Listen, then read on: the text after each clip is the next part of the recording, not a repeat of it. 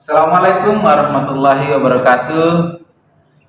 Perkenalkan, nama saya Jainuddin Sinaga, CGP Angkatan ke-6 dari SMA Negeri 2 Kisaran. Pada kesempatan ini, saya akan melakukan wawancara kepada Kepala SMA Negeri 2 Kisaran, Bapak Haji Sahrudin Lubis, SPD MM. Tugas ini untuk memenuhi tugas modul 3.1 demonstrasi kontekstual. Mari kita saksikan. Assalamualaikum Pak. Waalaikumsalam warahmatullahi wabarakatuh. Pak Jainuddin Sinaga. Apa kabar Pak? Alhamdulillah sehat Pak. Alhamdulillah Pak. Jadi begini Pak, saya Jainuddin Sinaga, ya, CGP Angkatan ke-6 dari sekolah kita di SMA Negeri 2 Kisaran. Memiliki tugas Pak dari fasilitator untuk mewawancarai Bapak dalam hal pengambilan keputusan yang selama ini sudah Bapak laksanakan. Izin Pak, apakah Bapak bersedia waktunya Pak? Bersedia. Ini kan tugas negara juga Pak Jain. Tugas Bapak jadi kepala sekolah itu mendukung tahun guru penggerak yang angkatan 6 dari SMA Negeri 2. Karena saya terima kasih Bapak sudah terpilih ini mengikuti iklan yang pendidikan ini sukses berpendidikan salah satu juga kami syarat supaya nanti terpenuhi semua sehingga lulus nanti ke depan. Amin Pak, alhamdulillah.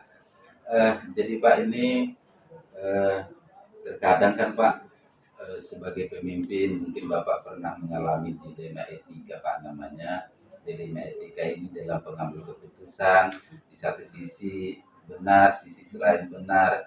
Jadi mungkin Bapak selaku pemimpin punya pengalaman. Di sini saya ingin mewawancarai Bapak.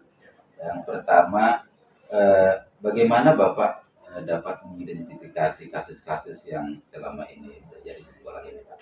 Ya, kasus-kasus yang terjadi ya pada guru yang selama ini yaitu berkaitan biasanya masalah pelatihan atau peningkatan karir ya ataupun ikut seleksi ya seleksi ataupun ya terus lalu ada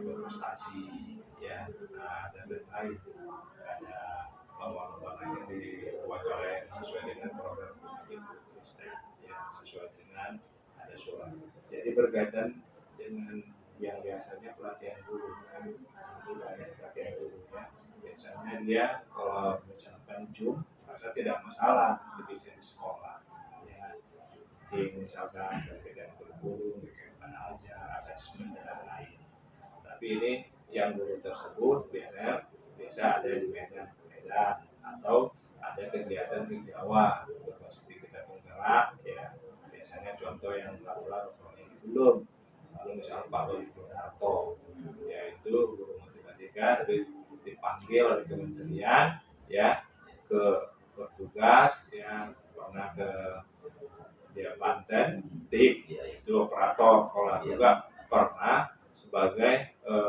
masalah apa juga TIK pembekalan TIK itu di Medan 4 hari surat resmi itulah yang terjadi ya jadi kita berikan kita dukung ini kan untuk ya di samping untuk peningkatan ya kompetensi Pak Bayu berbasis TIK dan juga untuk sekolah dan juga berbagi untuk orang lain situ jadi kita ini tugas pun untuk diri kita dan juga untuk orang lain dan untuk negara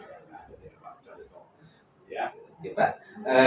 Kemudian Pak, bagaimana Bapak menjalankan pengambilan keputusan ini, terutama ini kasus-kasus yang dilema seperti ini Pak? Ya, kasus-kasus seperti tadi dia kan ada surat, ya surat kita baca, nah kita teliti namanya Pak Bayu, ya masalah pembekalan TIK, ya untuk peralatan TIK sekolah-sekolah ya kita tanya gimana caranya kok bisa dapat ini saya mau ikuti tes ini saya ini berhasil lulus ini kan suatu kebanggaan nah untuk Pak Bayu sendiri dulu kepala sekolah berarti guru-guru hebat bukan hanya dia hanya bisa mengajar matematika tapi ada tambahan khusus ya kelebihan di situ surat ada potensi potensi iya itu kan zaman sekarang TIK ini kan zaman sekarang ya harus kebutuhan digital ini harus kita ikuti itu perkembangan. Kita bersyukur dari SMA 2 ini ada guru Bapak dan lain seperti Pak Jayadi juga titik yang sekarang ini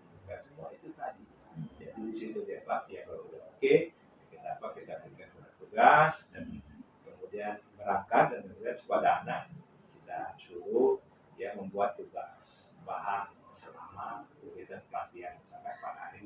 Dan selama di situ itulah dan kemudian yang mengawasi guru piket atau guru yang tidak bertugas atau yang pekerja atau teman-teman kelas itu ya jadi awasi itu ya. Kemudian Pak, prosedur seperti apa yang biasa Bapak lakukan di dalam menangani masalah-masalah yang mungkin ada prosedur harus sesuai dengan aturan-aturan atau gimana gitu Ya, Pak? suratnya pertama surat tugas tadi, surat itu fotokopi ditunjukkan datang ke kepada kelas seperti kita ini cerita, diskusi. Nah, itulah dasarnya kemudian dari acara itu ya kita buat surat tugas. Nah, ya surat tugas dasarnya itu. Itulah yang kita lakukan dan kita asyikkan juga kita kerjasama dengan TU, kita sampaikan ke wakil juga ke guru-guru ya di grup kita Bapak ini pelatihan selama yang 4 hari sesuai dengan waktu jawab. Itulah yang dilakukan kepala sekolah menginventaris guru-guru juga yang berprestasi ya yang ada kegiatan atau lain-lain. Ya Pak, jadi dari banyak cara yang sudah Bapak ceritakan tadi, ya Pak ya, kira-kira yang selama ini yang paling efektif menurut Bapak untuk menangani masalah-masalah yang dilematika ini bagaimana Pak? Sebenarnya kreatif itu memang harus ada guru cadangan, tapi itu kan nggak sanggup berkaitan guru, anggaran semua kan banyak dia. Nah dan kemudian orang kan nggak mungkin sehari 4 hari kita suruh bertugas di situ. Nah itu nggak mungkin banyak. Jadi hal-hal seperti itu kita efektif kita berdayakan SDM yang ada di sekolah dan tidak menimbulkan biaya lain atau kerugian. Ya masalah sebenarnya anggaran kalau memang ada itu sebagiannya kepala sekolah atau orang tua melalui SPBU dibuat guru di situ kan tambah. Nah itu efektifnya. Tapi itu kan apa bisa dilakukan masalah anggaran. Nah itu di situ dia yang nggak bisa. Harus ada sebenarnya itu kalau mau bagus seperti tadi harus ada nggak guru yang buat kepada anggaran semua orang dana siapa nggak mau duduk aja ya kalau nggak ada apa kan nah, itulah dia. Baik Pak, ini pertanyaan selanjutnya, hal-hal apa saja ya Pak yang selama ini, hal apa saja yang selama ini yang mungkin merupakan tantangan atau yang mengganggu keputusan Bapak yang menjadi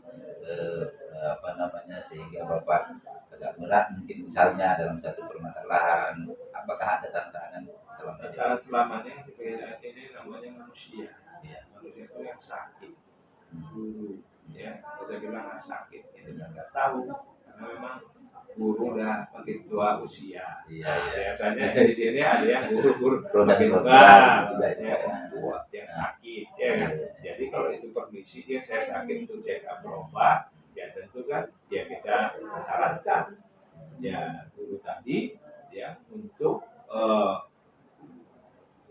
memberikan bahan atau permisi ke kita. Misalnya tak sempat, kalau dia sempat dibuatnya surat atau surat keterangan dari dokter.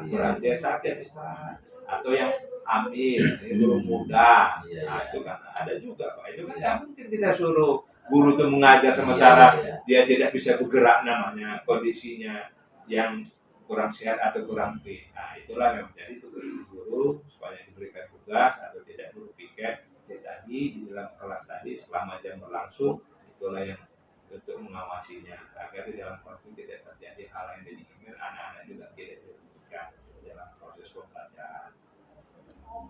Baik Pak. Selanjutnya Pak, di dalam menangani dilema etika ini, apakah Bapak membuat sebuah jadwal tertentu atau mungkin Bapak menyelesaikannya pada saat masalah terjadi atau mungkin ada koordinasi atau prosedur yang harus dipenuhi dulu Pak? Kalau yang ini kan kalau untuk ASN udah ada jelas tuh ya nomor 94 itu kan udah jelas. Nah, jadi Kalau yang tidak yang ini melalui tadi lah surat pemberitahuan ada yang sakit hal-hal lainnya dan berbagai pemberitahuan bisa melalui surat ya dititipkan ke piket atau langsung kepala sekolah WhatsApp ya melalui telepon atau lain-lain. Itulah memang yang dilakukan. Namanya kan insiden yang kejadian yang tidak seharusnya terjadi. Iya, iya. Nah, itu dia. Gitu, Pak. Kemudian Pak, adakah Pak seseorang gitu yang Bapak menemani Bapak selama ini atau yang mempermudah Bapak, yang membantu Bapak di dalam pengambilan keputusan ini atau yang menjadi inspirator Bapak gitu? Ya selama ini tetap kita bekerjasama. Kalau masalahnya seperti tadi kita menyampaikan ke wakil kurikulum ya Bapak dalam siaran itu kita informasikan juga Pak Guru ini tidak masuk karena kalau saya akan memberikan pelatihan atau melalui grup di sekolah kita karena ada grup semangat di situ untuk guru bahwasanya guru yang lain juga tahu dan sambil itu juga mereka mengawasi sebelah kelas-kelas sebelah tadi ya itu aja memang kerjasama itu. Kalau masalah itu yang sifatnya ini kan sebenarnya bukan masalah. Iya, iya. Ya, dikatakan masalah itu ada efek dampak. Iya, iya. Ya ini karena faktor tadi atau seperti ya sakit itu atau hamil itu kan nggak mungkin Pak. Ya soalnya ini memangnya harus kalau di Karena sebenarnya itu tidak ada yang menginginkan ya Pak, Iya. yang sakit ya Pak ya. Iya. Kita berharap kalau bisa semua berjalan sesuai jadwal kan itu harapan kita kalau seorang guru tidak sakit tidak sehat tidak ada masalah. Iya. Pada diri kita. Kemudian Pak, dari semua hal yang telah Bapak sampaikan, boleh nggak Pak, pelajaran apa sih Pak yang Bapak petik atau Bapak pahami dari selama ini yang sudah Bapak jalankan dari menyelesaikan masalah-masalah ini? Ya, bagi kepala sekolah tadi juga ada tupoksinya ya. Bagi kepala sekolah juga guru ada tupoksinya tadi yang dari satu segi dia harus melaksanakan tugas, satu segi yang juga pengembangan karir ada potensinya. Jadi dari sana dapat yang kita petik ya setelah pulang guru tadi bisa berbagi membuat laporan dan hasilnya itu bisa sampaikan ke guru berbagi pada saat rapat atau bincang-bincang yang lain menggunakan ilmu yang didapat lagi tadi berbagi tips ya soal seperti bapak seperti ini CGP bapak kan bisa berbagi untuk CGP yang akan datang dari SMA dan terceritnya di mana wawancara seperti tadi pak itu untuk jadi kalau untuk guru tadi seperti tadi ya kita sambil kita tanya kabar kita telepon kalau yang sehari kita telepon tapi kalau sampai berhari-hari kita jemput pak. Kalau dia mau membahayakan kecuali pas masa COVID kemarin itu nggak bisa kita jenguk ada larangan karena kita tetap kemanusiaan rasa empati kepala sekolah itu kan saudara kita. Nah, karena guru ini juga mendukung keberhasilan sebuah sekolah kerjasama pak kita super tim kita bukan superman bukan sendiri-sendiri jadi sebuah itu dukungan kerjasama semua yang itu dan mulai dari tadi kita tanya guru tadi udah sehat apa penyebab nah ya misalkan seperti tadi coba demam karena apa mungkin hujan mungkin cuaca sekarang yang ekstrim kadang tiba-tiba hujan pas di jalan pas pulang kan tidak pakai ya mantel mungkin tidak pakai jaket itu kita bisa pembelajaran ya kita siap standby yang ada di kereta kita kecuali kalau yang lain-lain ya Pak ya. Nah, itulah kalau jika terjadi naik Honda 2 atau ya ke guru kita itu kemudian kita pembelajaran sama dia kita artinya kita supaya safety itu ada safety apa gitu ya jadi tapi kondisinya konsumsi makan yang sehat ya itulah memang kita bisa berikan atau masalah makan dan macam-macam ini kan ada banyak faktor gitu nggak bisa kita prediksi yang pokoknya sakit dulu ini sendiri nggak bisa terprediksi itu. Nah, kalau kita mau sehat terus kita. Nah, sukses ke depan. Pak, ini Pak terakhir lagi Pak. Kami kan tahu Pak, Bapak kan selaku kepala sekolah yang berprestasi nih Pak. Nah, jadi kami bangga Bapak menjadi kepala sekolah berprestasi. Kira-kira Pak harapan-harapan Bapak gitu kepada guru Bapak gitu kepada kita mungkin ada Pak yang ingin disampaikan Pak. harapan saya kepada guru tadi ya sesuai bidangnya, guru ikut lomba, ya berorganisasi atau kegiatan apapun meningkatkan kompetensi diri masing-masing, dan itu kan bisa berguna untuk diri kita dan juga orang lain, siswa kita. Ya apa sebagai orang bapak, Pak jadi sukses melaksanakan tugas tadi Pak. Yang saya terima kasih dengan ini juga. Ya, saya bisa terkenal ini Pak. Masuk juga ke sekolah penggerak. Iya, nggak bagus apa-apa. juga. Nah, Bayu tadi Iya. ya, kan coach. Kita Iya. sekolah penggerak. Ya, nama kita juga di pusat dengan ini kita pun berbuat ini bisa bermanfaat Pak untuk Iya, iya. sekolah dan orang warga sekolah dan orang lain Pak. Itu yang kita buat tujuan juga motivasi untuk Iya. semua asal kita mau ya. Orang sukses itu tidak santai. Nah, orang santai tidak sukses, santai Bapak rasa dia santai mana mungkin. Nah, seperti itu kita berusaha membuat yang terbaik, yang memberikan contoh untuk pendidikan dan orang lain. Termasuk Bapak ini terima kasih sukses Bapak. Harapan saya tepat padu dan hasil nanti nilai orang Bapak memuaskan diterima fasilitator juga amin senang dengan itu. Dan ini juga jangan ada rekayasa bohong. Iya, Pak. Tidak jujur kita dalam melaksanakan tugas sepanjang sehat kita laksanakan tugas kita dengan baik. Jangan pas waktu-waktu yang itu ada yang kita yang tidak berkaitan saya sudah selesai itu aja memang selama ini, dan jangan lupa juga berdoa dalam puasa ya apa yang kita lakukan tadi itu semua kita persiapkan untuk mengikuti ya banyak yang bisa dilakukan sebenarnya kegiatan asal kita mau apa negara ini salah satu luar biasa. Untuk orang Bapak penggerak ini kan banyak ilmu yang didapatkan. Iya Pak, banyak sekali Pak. Sama si Dr. Rami dengan Indonesia Iya, Pak. Ya, sukses ke depan juga. Ini harapan Bapak nanti jadi kepala sekolah atau pengawas. Jadi kan salah satu tiket ini untuk Bapak mengganti dari kepala sekolah nanti ya karena semua ada masanya Pak. Iya, Pak. Ya.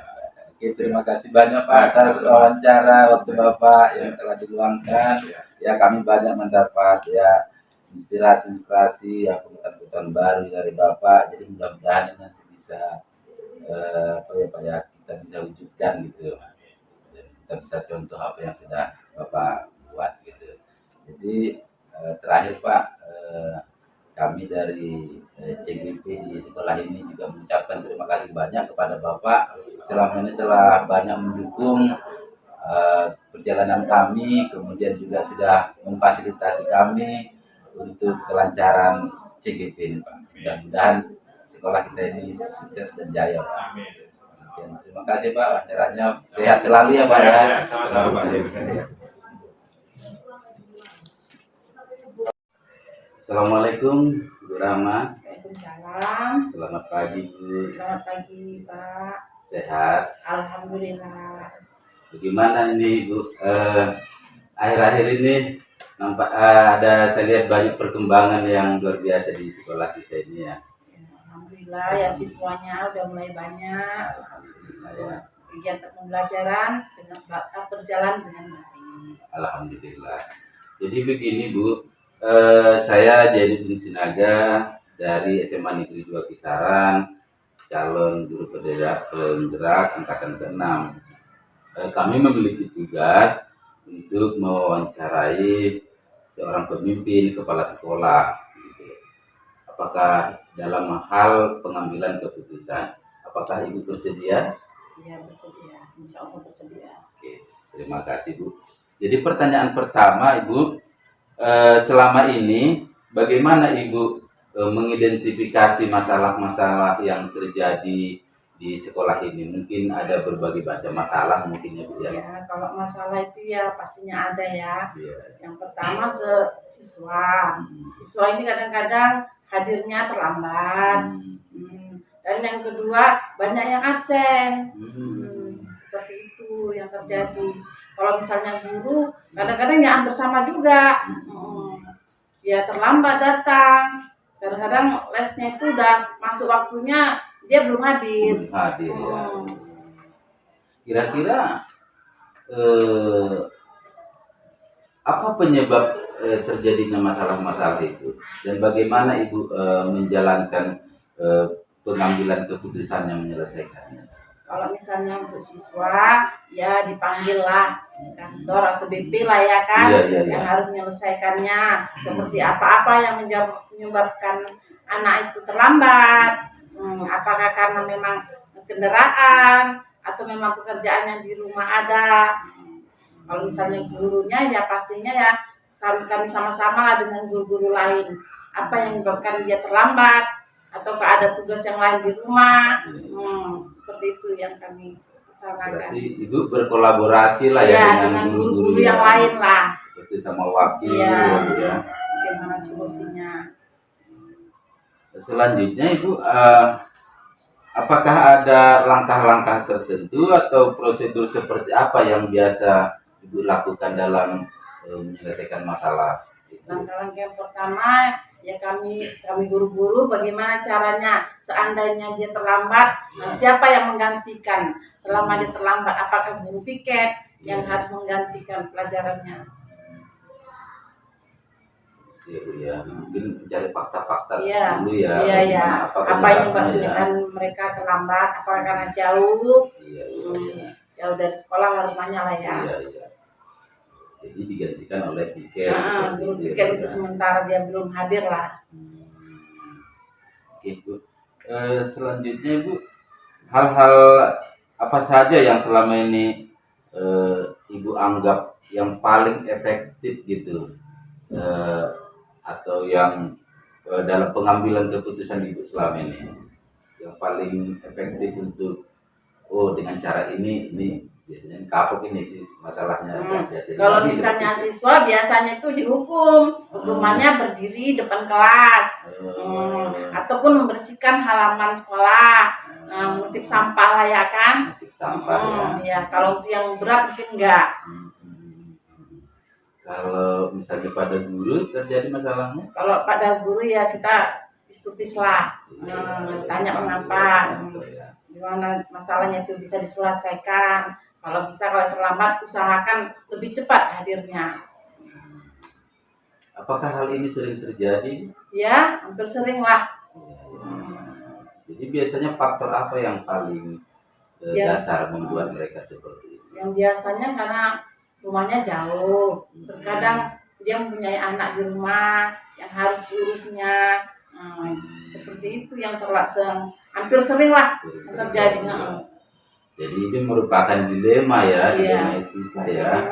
Dimana mungkin kalau dipaksakan hadir ya kasihan juga ya sama gurunya ya. Kalau dibiarkan kasihan anak muridnya kan nggak belajar ya. Sementara murid kan harus tetap belajar ya. Apapun masalahnya yang penting harus belajar. Harus belajar ya. Kemudian Ibu, yang hal-hal apa saja yang selama ini yang merupakan tantangan mungkin bagi Ibu sejak menjadi kepala sekolah, yang merupakan tantangan bagi Ibu itu terhadap mungkin pembelajaran juga, ada gurunya juga. Tantangannya sebenarnya gini ya, kadang-kadang guru-gurunya agak sulit untuk RPP itu lah ya. Kalau RPP itu masing-masing ya bilang karena nggak mampu membelinya atau nggak ada keuangannya gitu. Padahal di sekolah pun ya dibantu pinjaman kertasnya ya kan. Nah itu yang paling mendasar lah bilang. Dasar ya. Jadi menyediakan perangkat pembelajaran itu masih kurang mereka ya. Apa penyebabnya kira-kira Bu? Ya penyebabnya tadi ya itulah kan keuangannya. Ya namanya kita sekolah kecil ya kan. Yang pastinya kan berapalah gajinya ya kan. Walaupun berpikir juga. Ya bantu pinjaman kertasnya lah belikan ya kan. Itu buat RPP-nya. Tapi kalau di lapangan mereka mengajarnya bagus ya. Alhamdulillah bagus lah. Cuma kurang di administrasi. Iya. Mungkin mudah-mudahan nanti ke depannya guru-gurunya bisa mengerti ya bahwa itu adalah kewajibannya. Yang harus dilaksanakan. Kemudian apakah Ibu dalam menyelesaikan masalah-masalah di sekolah ini memiliki jadwal tertentu atau mungkin Ibu menyelesaikan masalah itu pada saat masalahnya terjadi atau mungkin ada koordinasi lain lagi? Biasanya itu ya waktu-waktu istirahat lah. Disitulah dipanggil lah gurunya yang bermasalah tadi, ya kan. gimana solusinya supaya lebih baik. Seperti itulah. Jadi ditangani pada saat Iya. masalah terjadi ya. Iya. Nah kemudian faktor-faktor apa saja yang selama ini Ibu rasakan yang mempermudah Ibu di dalam mengambil keputusan-keputusan? Apa mungkin ada yang mempermudah Ibu atau dibantu mungkin wakil atau Iya. apa? Selama ini ya MP lah ya, MP Wasliyah. Seperti Bapak Jenal lah ya kan yang Iya, bantu iya. misalnya gimana Pak menghadapi guru-guru seperti ini. Artinya Ibu berkoordinasi ke Iya, atasan lagi iya, ya iya, yayasan iya. ya. Kalau misalnya ada masalah Yang lebih berat lah. ya. Kalau misalnya ringan ya saya atasi sendiri lah. Kemudian Ibu, adakah pelajaran yang Ibu petik dari selama ini Ibu menangani atau membuat keputusan? Ya, Bagi biasanya itu pribadi Ibu ada mungkin kepada ini gitu. ya pastinya itu ya PKN lah. Dan PKN lah yang membantu itunya ya kan. Iya, iya. Karena Jadi- lebih banyak dia keagamaan, jadi Iya, awak iya. pun lebih sabar ya kan Lebih sabar menghadapinya. ya. Jadi itu pelajarannya kita bisa menjadi Iya. lebih sabar, Iya. lebih ikhlas ya, Iya, menangani iya. ya, apapun yang terjadi ya Bu Iya. ya. Kalau bisa ya saya yang jalan sendiri lah yang ngatasinya di kelas. Seandainya memang gurunya nggak ada yang bisa lah ya kan waktunya penuh, ya saya lah yang ke kelas sendiri. Kemudian adakah harapan Ibu kedepannya bagaimana mungkin terkait dengan masalah-masalah atau pengambilan keputusan yang terjadi di sekolah ini? Ya harapan saya semoga sekolah ini lebih baik dan guru-gurunya juga mengajar lebih baik, waktunya lebih tepat dan anak-anak juga yang memangnya nggak bandel, yang nggak malas supaya lebih baik. Lebih baik lagi ya, Iya. mudah-mudahan terwujud Iya, semua ya, ya. amin. Jadi Pak. dalam pengambilan keputusan juga kita nggak menjadi dilema lagi ya Bu ya. Nah, jadi kita harus bisa lebih tegas Iya, dan lebih juga tenang lah menghadapinya. apalagi anak-anak murid ini kita harus tetap utamakan Iya. bagaimana dia tetap bisa mendapatkan pelajaran dengan baik ya Bu ya. Iya. Oke Ibu, demikian wawancara dengan saya. Terima kasih atas waktu yang sudah Ibu luangkan ya. Mudah-mudahan ini juga menjadi inspirasi nanti sama kita. Ternyata pengambilan keputusan seperti itu tidak mudah, tetapi harus penuh pertimbangan ya Bu ya. Ya, mudah-mudahan lah Pak. Terima kasih banyak Ibu Iya, waktunya. sama-sama, Baik, Pak. Bapak Ibu guru, demikian wawancara saya dengan Kepala SMP Al-Wasliyah Sidomukti, yaitu Ibu Rahmawati Sembiring, ya, dengan pengambilan keputusan-keputusan yang telah dilaksanakannya selama menjabat jadi kepala sekolah. Mudah-mudahan wawancara ini bermanfaat bagi kita semua. Demikian, terima kasih. Assalamualaikum warahmatullahi wabarakatuh. Pagi Ibu. Selamat pagi Panjai. Alhamdulillah saya jadi pengajar CKP angkatan ke-6 dari SMA Negeri Besar dari sekolah kita ini. Bu. Kami tahu Ibu selaku kepala laboratorium di sekolah ini ingin mewawancara Ibu terkait dengan pengambilan keputusan. Apakah Ibu bersedia? Bersedia, Pak. Terima kasih Bu atas waktunya. Jadi Bu, selama Ibu menjalankan tugas Ibu, tentu dalam pengambilan keputusan terkait dengan masalah-masalah atau kasus-kasus yang dilema etika yang mungkin Ibu perlu memutuskan, bagaimana Ibu mengidentifikasi masalah-masalah tersebut? Terima kasih Pak. Kalau mengenai mengidentifikasi kasus-kasus yang selama ini terjadi selama penggunaan laboratorium, ada beberapa kasus misalnya ketika pelaksanaan di lab, karena misalnya ada anak-anak yang kurang teliti, kurang apa namanya Pak, kurang cermat atau kurang hati-hati lah dalam penggunaan bahan, mengakibatkan misalnya ada beberapa bahan yang rusak atau mungkin ada misalnya bahan yang terbuat dari kaca pecah. Nah, itu contoh-contoh kasus yang sering dihadapi di dalam lab. Itu salah satu contoh kasus yang sering dihadapi, yang paling sering lah Kemudian yang kedua misalnya, kasus yang kedua misalnya ketika ada misalnya jadwal yang Betul. terbentur, Ya. mungkin ada kelas lain yang mungkin ada tiba-tiba mungkin mau masuk ke web, dan ada kelas yang lain untuk masuk di luar jadwal. Nah, seperti itu beberapa kasus yang saya lihat. Kemudian Bu, selama ini bagaimana Ibu menjalankan pengambilan keputusan terkait dengan masalah-masalah tersebut? Kalau saya secara pribadi Pak, pengambilan keputusan terhadap kasus-kasus yang saya hadapi, misalnya seperti barang-barang yang digunakan siswa, karena ada saat yang rusak ataupun pecah, itu saya rasa itu tidak merupakan masalah yang begitu besar. Bahkan biasa kan kalau dalam pemakaian alat bahan ada rusak atau pecah kan mungkin itu saya rasa saya anggap tidak begitu besar ya. Jadi ini bisa saya atasi sendiri. Mungkin si anak saya panggil, nanti saya beritahu untuk selanjutnya tidak boleh ceroboh, harus hati-hati. Jadi saya atasi pada saat itu juga, supaya tidak terulang kembali pada kegiatan praktikum berikutnya. Jadi tergantung Masalahnya. Iya. Kalau masalahnya ringan mungkin bisa langsung diselesaikan pada saat itu. Iya. Selanjutnya Ibu, apakah punya langkah-langkah atau prosedur tertentu dalam pengambilan keputusan masalah? Kalau prosedurnya maksudnya kalau mengatasi kasus tadi? Iya, apakah mungkin Ibu punya catatan-catatan tertentu yang harus dilalui dulu baru bisa diselesaikan? Ya, biasanya kalau misalnya ada kasus, ya tentu kita lihat kasusnya dulu Pak.